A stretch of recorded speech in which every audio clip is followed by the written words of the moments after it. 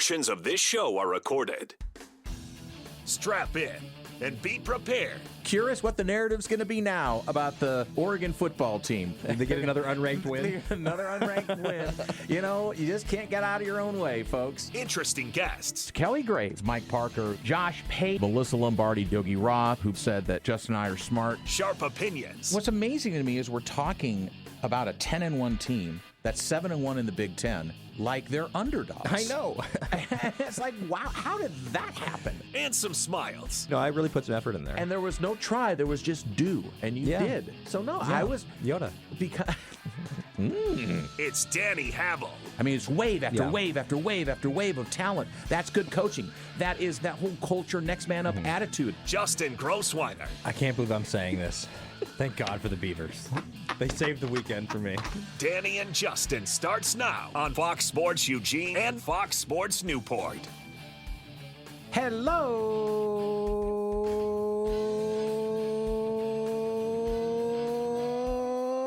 neighbors, and welcome high atop the Delta Triad, the Crystal Palace. The Fox Sports Eugene, Fox Sports Newport studios, broadcasting live to all the ships at sea. From the Bigfoot Beverages Studios, this is the Danny and Justin radio program, the fastest 60 minutes in sports. You can find us on Twitter and Blue Sky, Danny and Justin. Also, wherever you podcast, Danny and Justin, or the fastest 60 minutes in sports. I did this with a friend of mine the other night down in Roseburg. He does Amazon, and I said, just type in Danny and Justin. We came up numero uno, which made me feel proud. Thanks for tuning in, friends. The fastest 60 minutes in sports. We got a great program for you. I'll talk about that in a second. But first, I am Danny Halbel. Right over there is my tag team partner. You know him, you love him. Number 10 in your program, number 1 in your hearts. It's Justin Grossweiner. We call him Baby J. It's Monday, right? Am I getting this right? Yes. Good. We've talked about this. My equilibrium is off still. And everything's going to settle down now. It will. Now, starting now. Yeah. We're going to get in a regular pattern. Yes. I'm looking forward to that. Are you? The start and stop? Am. Start and stop? Seriously, 3 weeks in a row of just like, because I was on vacation, and the last couple of weeks came back. It was Christmas week, and then it was New Year, so. Having a show, not having a show. Right.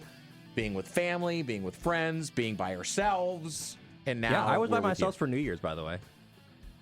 Sorry. Not the most fun, but it's okay.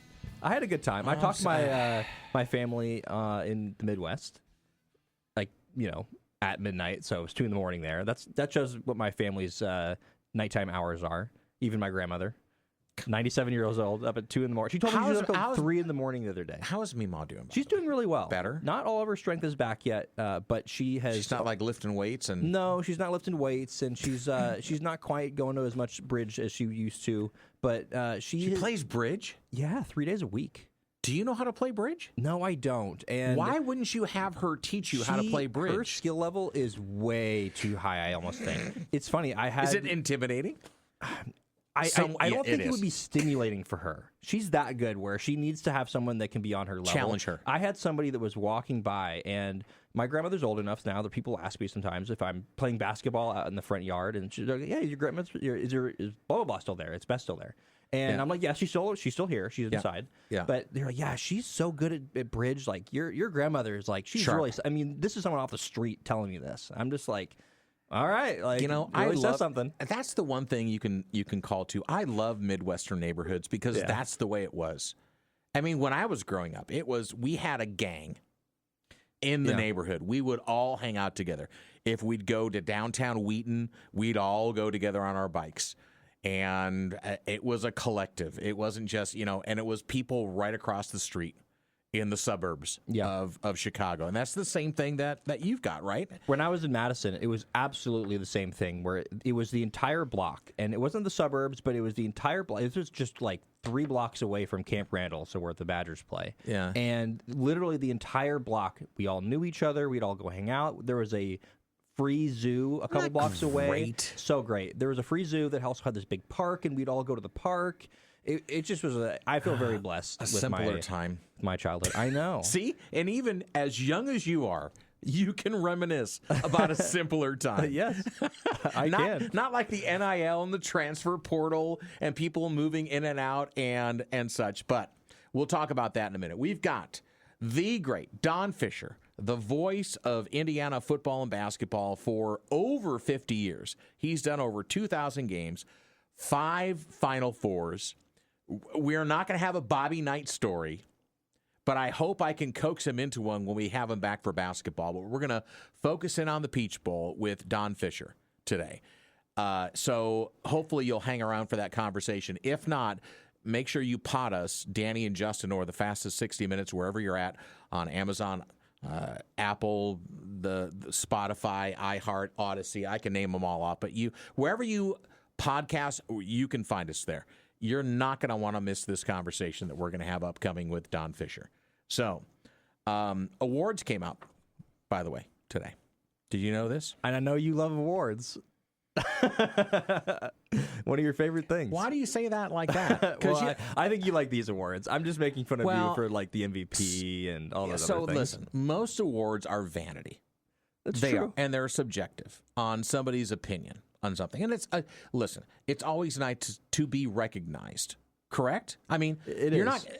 I think it includes everybody when for sports. There's only one team that wins, for instance. Right. And so there's only one nice, team that will never lose the last game. I think it's nice that there is something that the other teams can hold on to. The National Sports Media Association is a nationwide organization that's built of people within the industry on both the writing side and the broadcast side, which I think is unique because sometimes you just have like the Writers Association or the broadcast guys, and they're kind of separate. This is an organization based out of North Carolina. Dave Gorin runs it. From North Carolina. Sorry. Who was that? What was that? Michael Jordan. Okay. I am actually a member. So I get to nominate, I get to vote when it comes to the national awards. I was very pleased to nominate our friend the mayor, Travis Demers, from the Trailblazers, who's been nominated before and has been a finalist before for this award. I called him when I had almost an hour conversation with Travis last night, and near the end of the conversation, he revealed this to me, and I said, can I say this on the air? Mm-hmm. And he's like, yes, it's going to be revealed. I called him the Susan Lucci. This is not a reference you're going to get. Yeah, I don't get it. Okay. Susan Lucci was a soap opera star, like a diva. Mm-hmm. Okay. And she had been like nominated like 15 times for an award, never won it. Mm-hmm. And then like on her 16th or 17th time being nominated, she finally won one. You know who this is also like? Okay. Tell me. Leonardo DiCaprio? Yeah. Really? Yeah, he got nominated tons a ton of times. And then it was finally The Revenant. A better reference than what I just threw up there. It's a more modern. But Travis immediately got it. Our mayor, our friend, Travis Demers, is the Oregon Sportscaster of the Year. Very 2025 awesome. For NMSA, which I'm so happy. I couldn't be happier for the guy, honestly. He's awesome. He works so hard. People, you don't understand how hard this guy works. So, a tip of the hat to him. And also our friends, Mike Grimm from Minnesota, Brian Barnhart from Illinois, not as close of friends, but they're friends of us, friends of the program. Yes. They won Sportscasters of the Year, respectively, in Minnesota and Illinois. So, congratulations. One of these days, maybe you'll get one. Maybe. Play your cards. Whenever I think of Brian Barnhart, I think about how I messed up Bruce Weber's name. I want redemption for that. Why would you keep going back to that? It just was one of those cringy moments. I'm just like, I can't believe it. Oh, goodness gracious. Don Fischer coming up in a few moments. We're going to start breaking down Oregon, Indiana, the rematch. So you don't get a lot of opportunities, unless you're in the SEC, for a rematch. But Oregon gets one against Indiana in the Peach Bowl, and it's going to be pretty much for not all the marbles, but a lot of the marbles going forward to the national championship game. They're in the semifinal for the first time ever in this format. Oregon's been in a national championship game. Go back to Marcus Mariota, right, against Ohio State in Dallas. Didn't work out well. Against Auburn, didn't work out well. Oregon's been to the pinnacle, has not got over the mountaintop. However, this one seems a little different because of Oregon losing to Indiana 30-20 on October 11th at Autzen Stadium, and the way Indiana beat Oregon.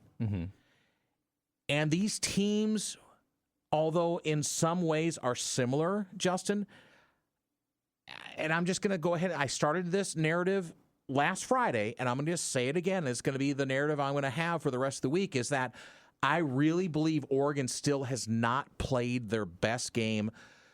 I don't want to discount Indiana, but at the same time, it's almost like, how much further can Indiana punch up? Mm-hmm. Am I wrong on that? I know you're going to disagree with me a little bit because you like to have the contrarian attitude. I don't know. I think that for Oregon, they can't play how they played against Texas Tech if they want to beat Indiana. That's for sure. Indiana plays clean defensively. Football. Are you serious though? Offensively, in terms of the mistakes. Okay. They had offensively. The defense was great. I'm not gonna, but I think overall, in terms of the performance they played, it wasn't. I mean, what do you want to grade it? A B plus? I mean, it wasn't like this A plus performance. It was a dominant performance, but I don't think it was like this very clean and you did everything you wanted to. I mean, there were points taken off the board though, based on coaching decisions and based on execution, which you could factors into what I'm talking about. I'm not disagreeing with you. Okay, so what was your question again? My question is that has Indiana peaked? Has Indiana peaked? And Oregon not played their best game yet, which gives Oregon that bit of an advantage off of what happened in October at Autzen Stadium to close the gap and make this a one-possession game? I don't know if I'd argue that's an advantage for them. I do think that Indiana just is extremely well coached, but I would say that I would agree with you that Oregon has not played their best football, potentially. That being said, thinking about how the other Indiana game went, the first Indiana game, Indiana just was the better team. Dante Moore's not going to get sacked six times, though. And he looked hesitant in that game. I think the offensive play What did we calling, talk about with Dante about climbing the pocket? I made that. No, that was statement. one of those games where it was like, Dante, like, step up in the pocket. Like, what are you doing? I would say that, dare I say, Oregon doesn't have the pressure on them this game? Because, quite honestly, I think that's a fair point, and nobody's I love expecting that. them to win. That's I think right. everybody's expecting Indiana to win. They're a 4-point underdog right now. On a neutral site. How many? I was thinking about this today. How many times has Dan Lanning been an underdog in a game? Probably the first game against Georgia, against Washington in the Pac-12 championship game. They were a 9.5-point favorite in that game. No, yes, really? They were, because they played a really close game up at Washington, and I don't remember what the spread was up there. Okay, but I maybe remember I'm just coming into that game. out. Maybe you were, because I was throwing golf clubs because in that Vegas. was something that was, I think, did not help them, because they came into the game and everybody saw what that game was up in Washington. It was one of the games of the year. This is 2023, and people said, "Well, it's gonna be a neutral site. Oregon's just a more physical team." Oregon an and they came out underdog so slow. Was Oregon an underdog going into the whiteout game? I thought that maybe they were a 2.5-point underdog going into that game. They could have been. You might be right about that. But that's one of the few games. I mean, on the road, obviously. I understand your point. The Danny and Justin radio program, thanks for tuning in live from the Bigfoot Beverages Studios. On one hand. Okay. I don't think Dan Lanning needs that kind of motivation going into this game. All he needs is running the tape back of a 30-20 loss at home, which broke an 18-game Oregon winning streak at home, which broke their first Big Ten loss that they've only suffered one Big Ten loss in 2 years, and that was to Indiana. So Dan it Lanning legitimized at Indiana too. Right. Dan Lanning is a master manipulator in the right way. So people use that word manipulator in a negative way. I think he pulls the levers the right way. Did you watch Ducks versus them this week? I have not gotten to watch it. You need to watch it. Okay, I'm not going to spoil it for you. Oh, okay. Yeah, of course. And in the tunnel when the mic picked up, and I don't think that was, I hand to God, do not think that was not staged. the pound of flesh. Pound of flesh. Yeah. Absolutely. It absolutely stood out when I was watching the broadcast in real time. I was like, I know what he just said there. Pound of flesh. And he knew where the microphone was. Absolutely. So I get a sense, and I know that you're a bit reticent on this, that you do not have the feeling that I have.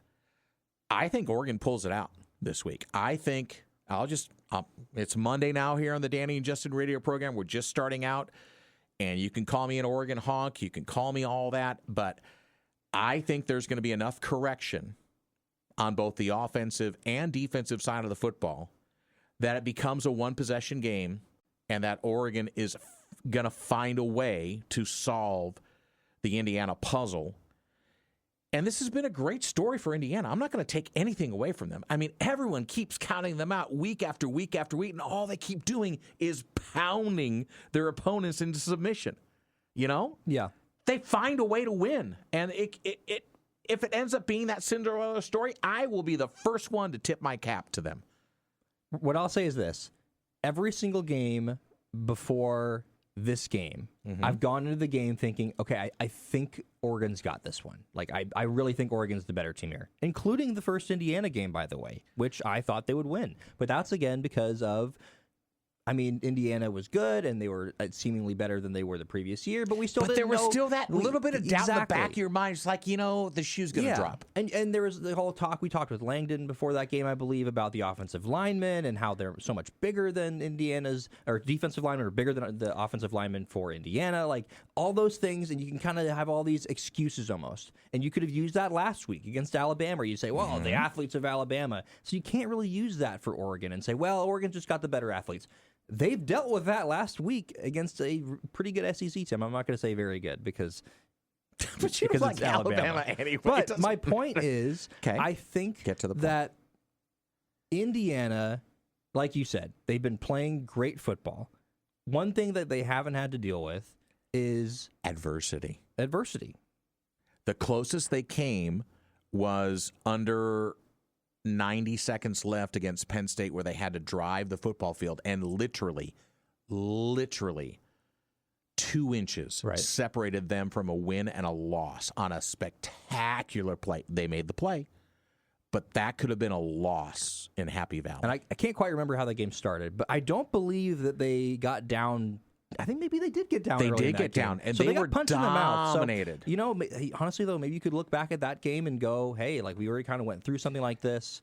Mendoza had that drive. I mean, he had a really nice drive against Oregon, too. So I just think they're a really good team. It's the only game that I not that I think that Oregon will lose this game. I'm not cemented on that or anything like that. But it's the first time this season that Oregon's run into a team where I'm like, this team might be every bit as good as Oregon, if not maybe slightly better. But I agree with you. I think that the Ducks haven't played their best football.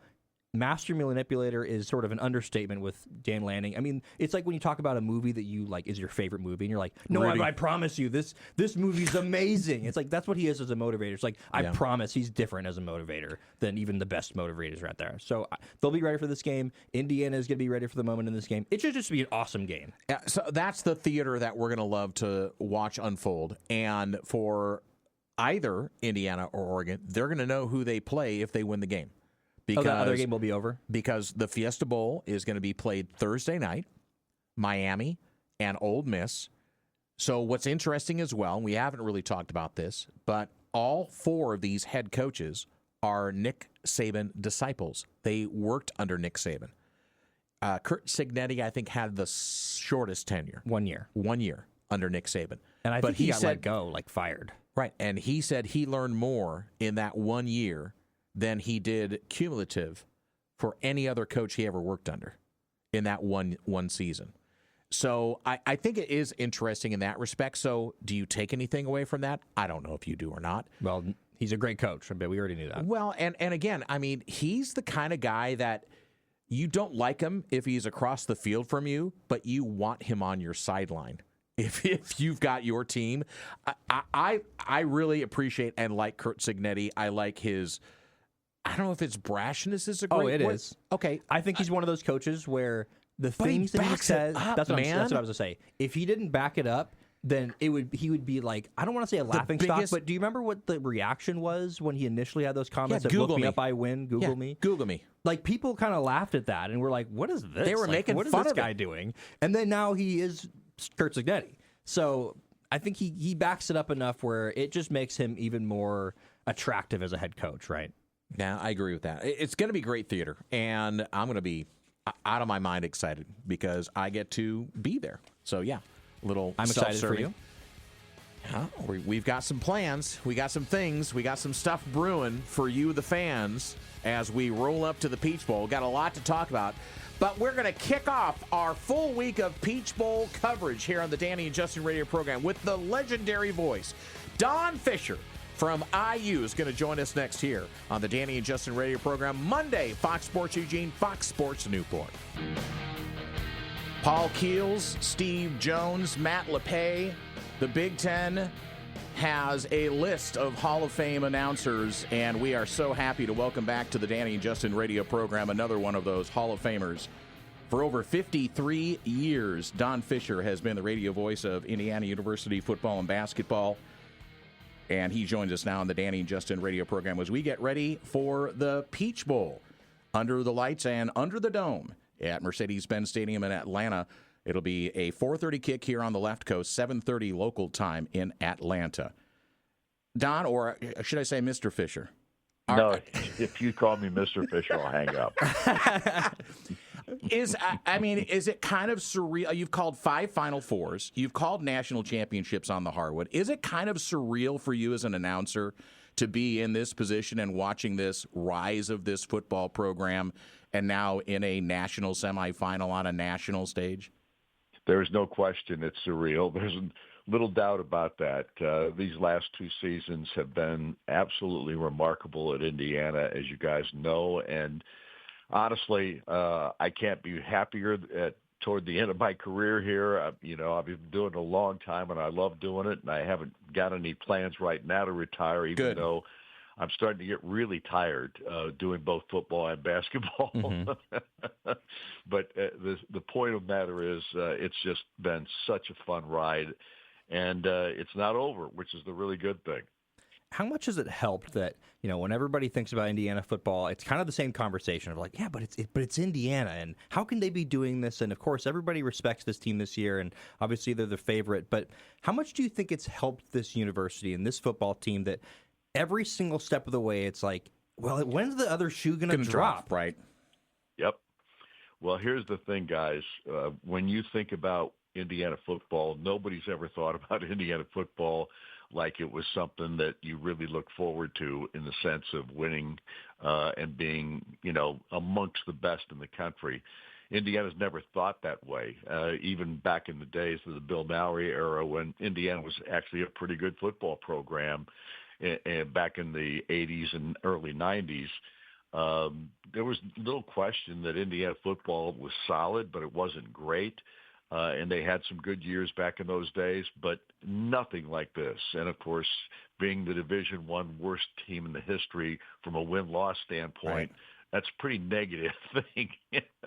and our fan base, of course, has reveled in the fact that these 2 seasons back-to-back have just been a renaissance for the program itself. And without question, Indiana football has basically turned the tables on everybody in this country in the sense of what they've been able to accomplish and the way they've accomplished it. So all I can tell you is it's a rags to riches story. It's a Cinderella story, so to speak.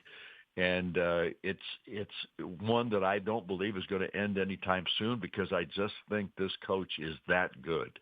We'll talk about Curt Cignetti in just a moment. We're with Don Fischer, the Hall of Fame voice of Indiana University, as he joins us here as we get ready our full week coverage of the Peach Bowl coming up between Oregon and Indiana, a rematch of a game that was in late October at Autzen Stadium that Indiana won 30-20. So let's talk about this and the era.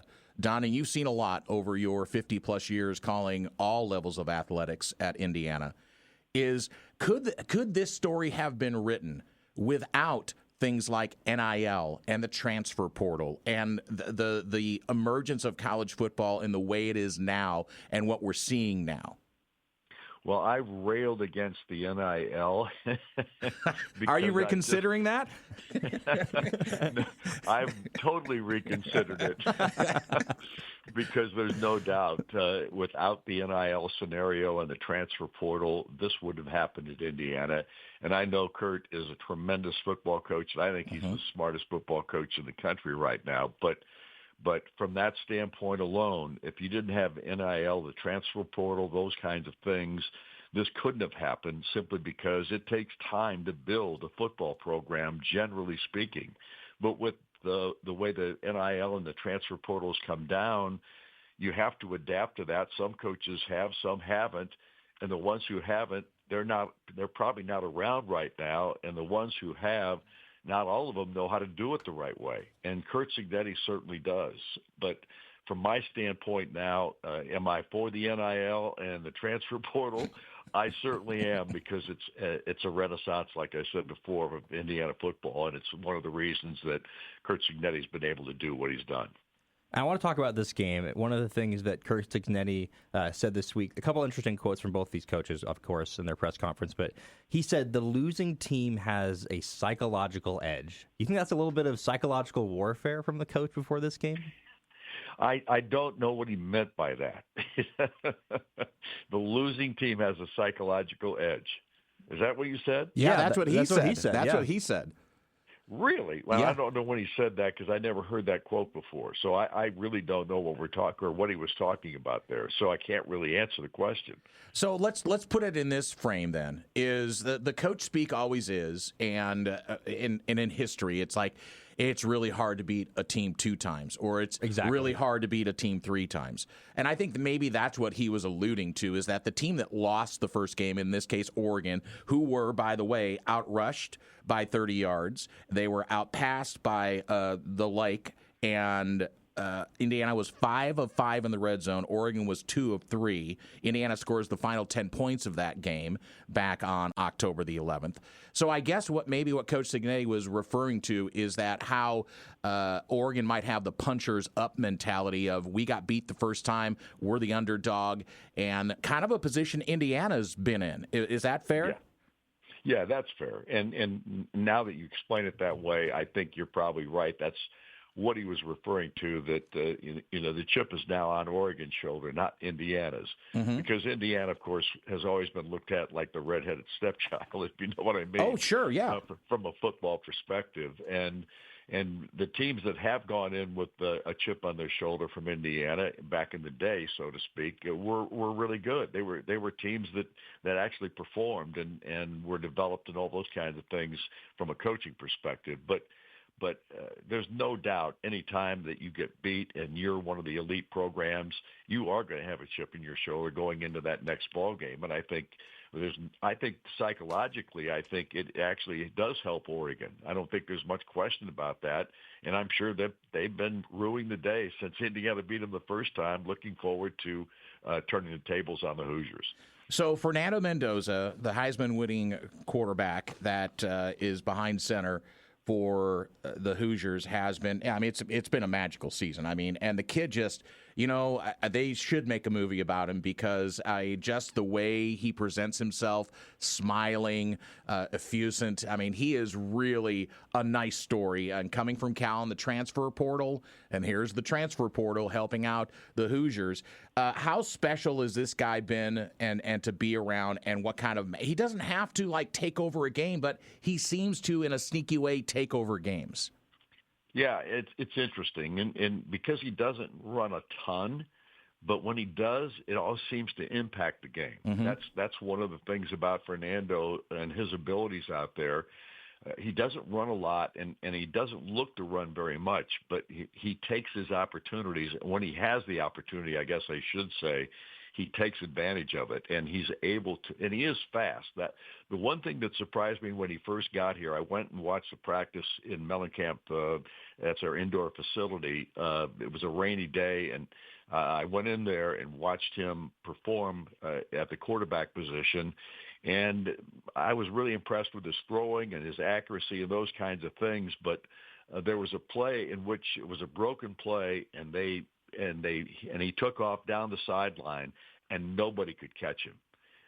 He was faster than I anticipated, and he's got that 6'5" frame, and he's long, but he moves his legs extremely well, and he really can. He runs. He's pretty fast. Yeah, faster than I anticipated. And I think it surprises people when he does run, because I don't think that they think he is as mobile as he is. So because he doesn't have to do that much. And, of course, when you do get sacked 47 times, you better learn how to run, and that's what he did in California.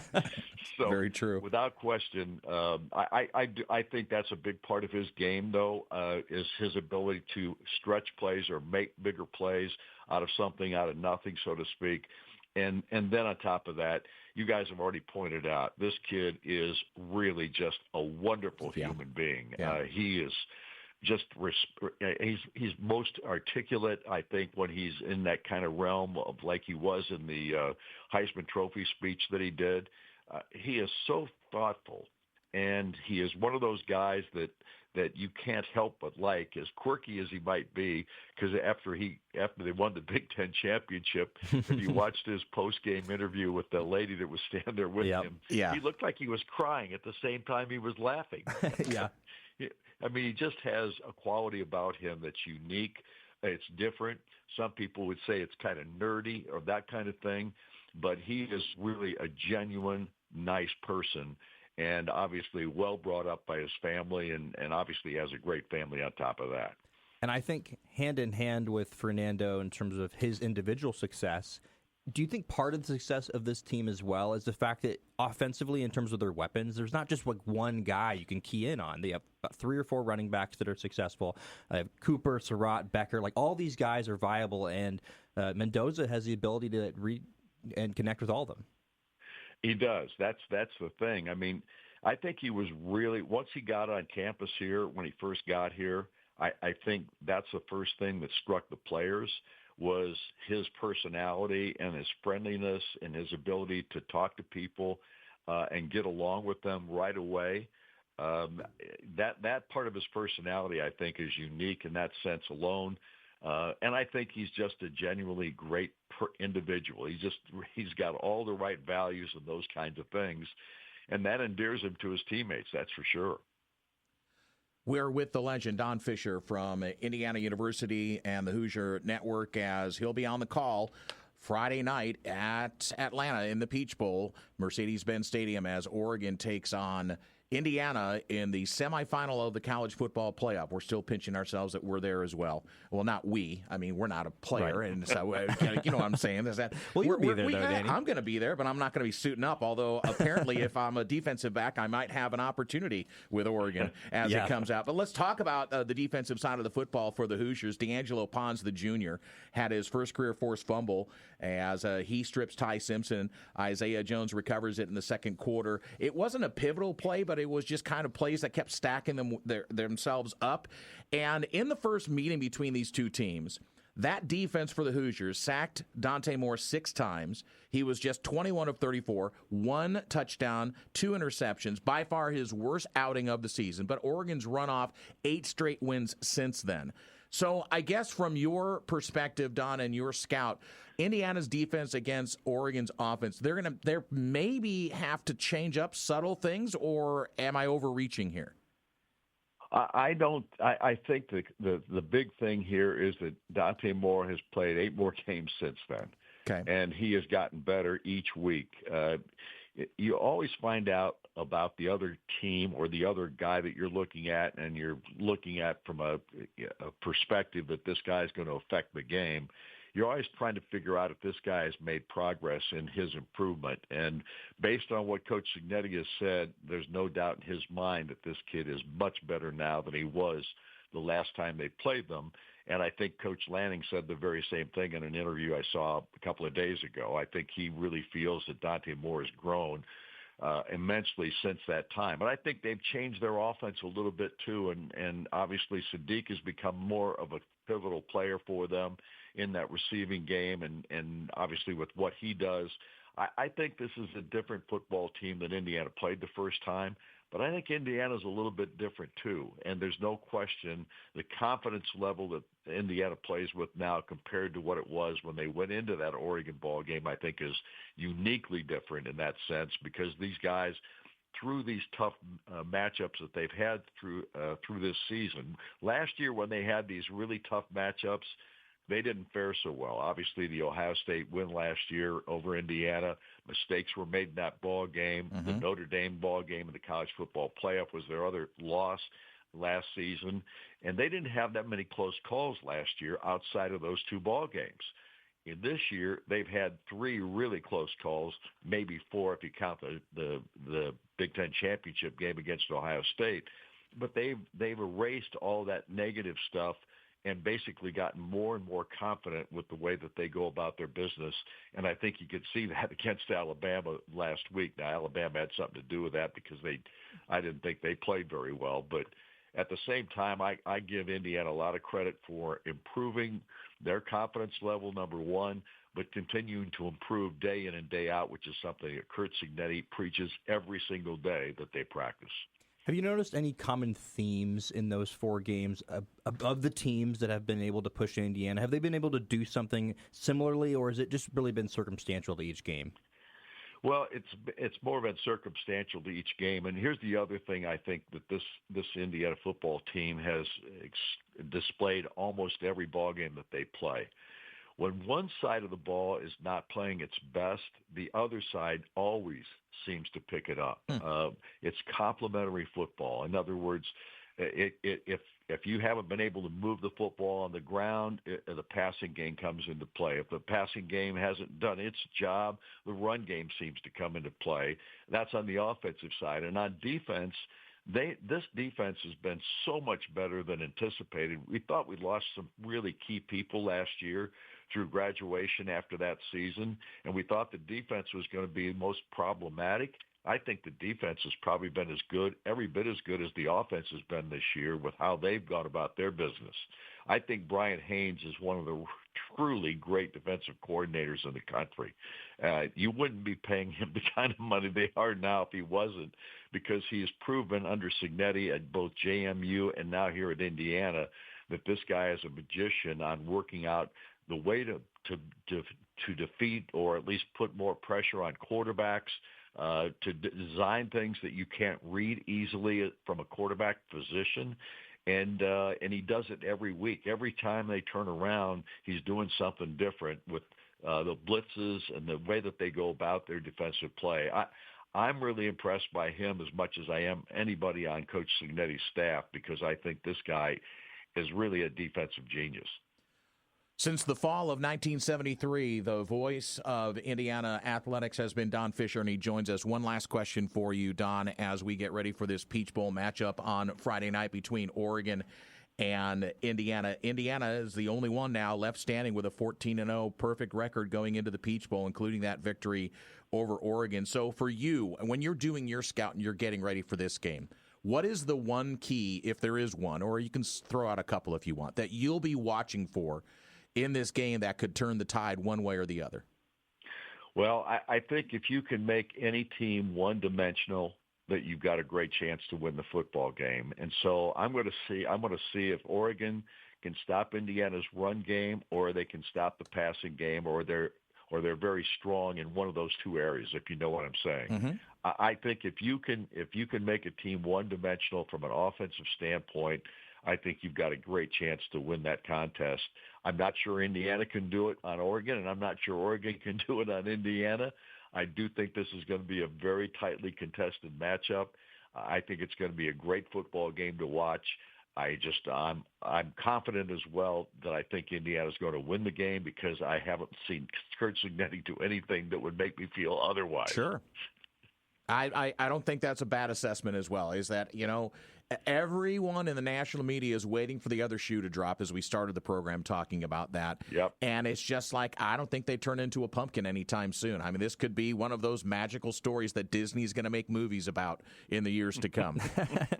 You think Curt Cignetti had something to do with his comment after the ball game against Alabama that they're going to make a movie? He said he'd make a great movie, wouldn't it? Yeah, well, I'll tell you, it has. It's what, and in this country, we love stories like this. We love the underdog story.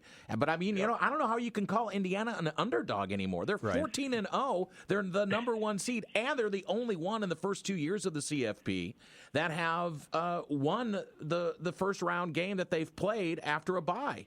So I mean, again, I don't know why you keep counting them out. I don't get it.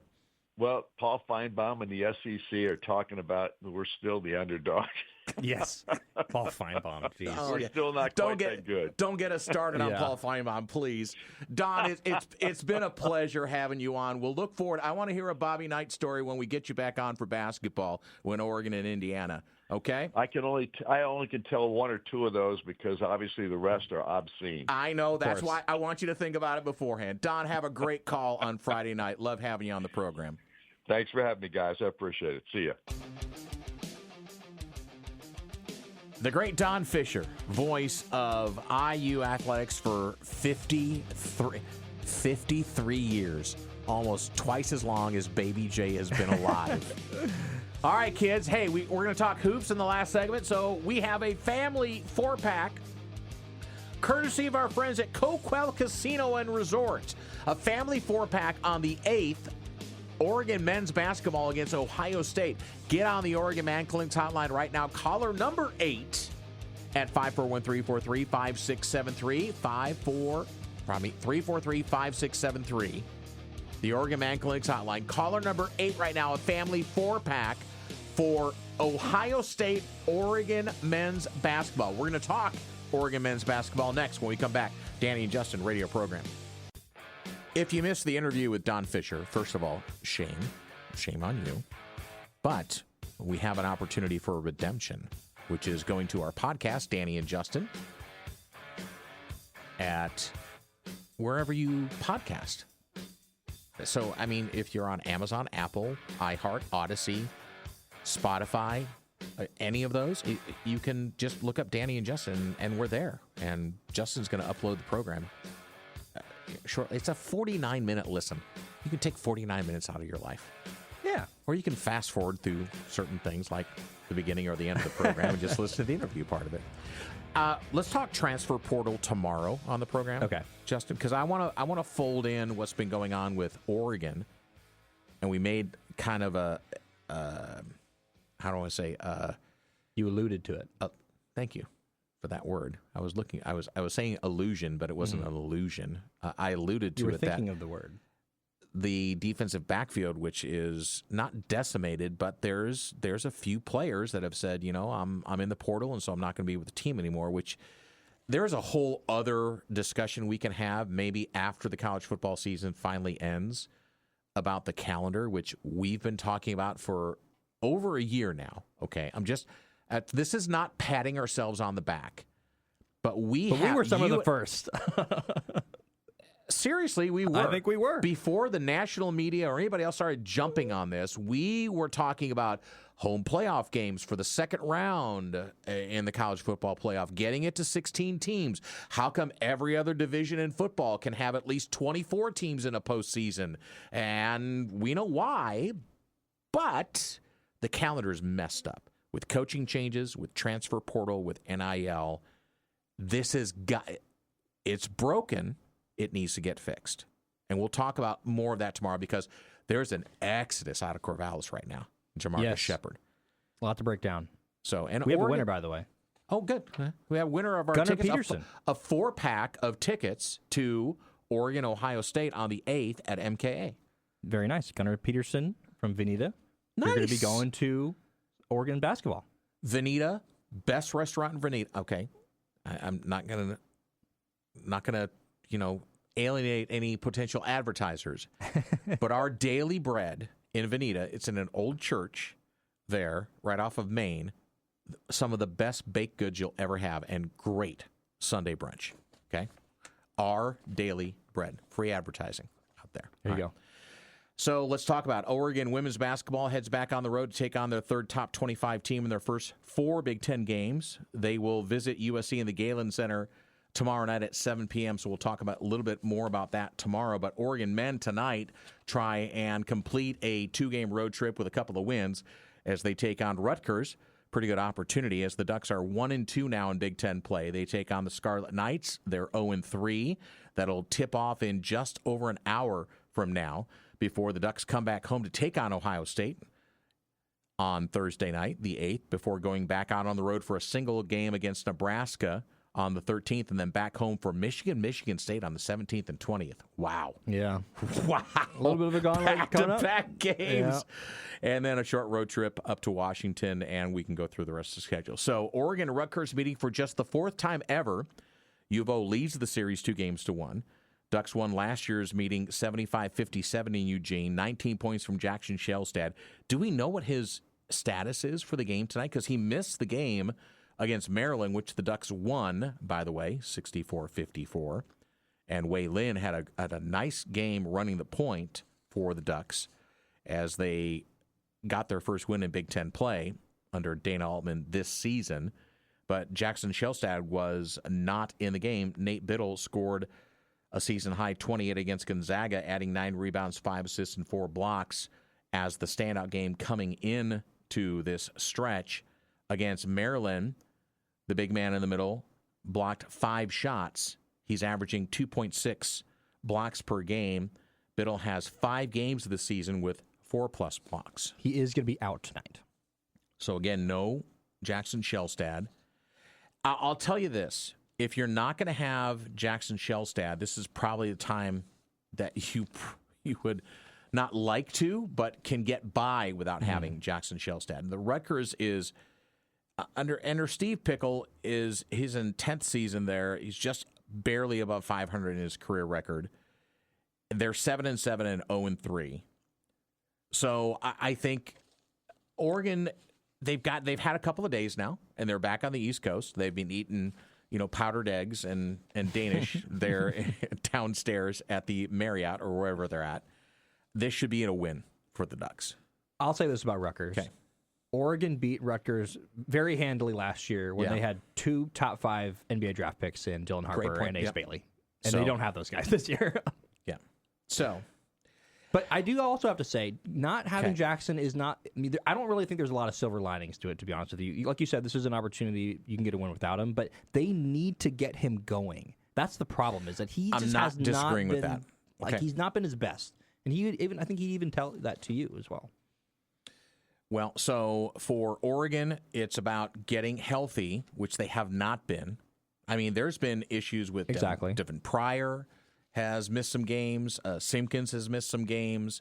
So guys like KJ, Kwame Evans, need to step up, but he's not running the point. You got to have somebody that's going to be able to dish and defend as well. And that's what Dana Altman's offense is starting from his defense. That is the way Dana Altman structures his team. So that's an important piece. So we'll see how it happens tonight. We'll talk about it tomorrow here on the Danny and Justin radio program. Oh, a joke! I got fired from the bank today. A woman asked me to check her balance, so I pushed her. Dad jokes!